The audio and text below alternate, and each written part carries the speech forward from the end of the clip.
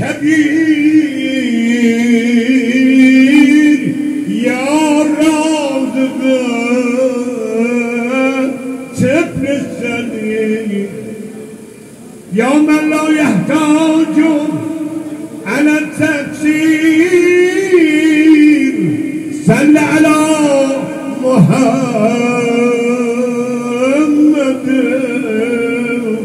و آل طاهرین.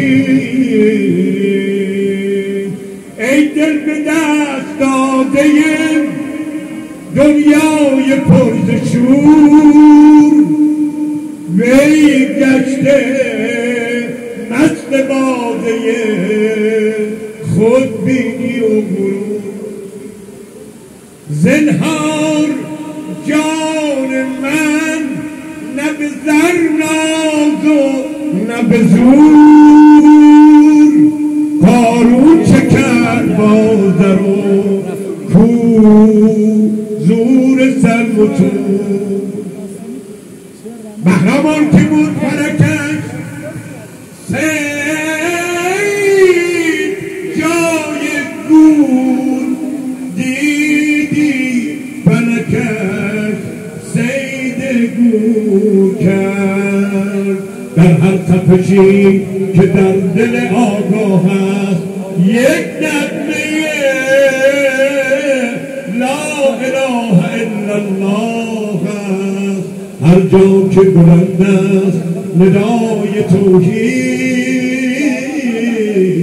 گلبانگ محمد رسول الله. و از همه شما سروران عزیز، از همه شما صدیقه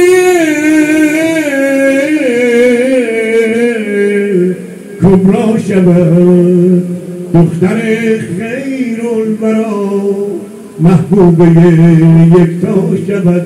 آخ بمیرم همین که قرص دادند و کفن کردن، یه وقتی در بچه ها بهانه مادر گرفتن، مادر میکنن. عجبا حلم الله لا حول ولا قوة الا بالله.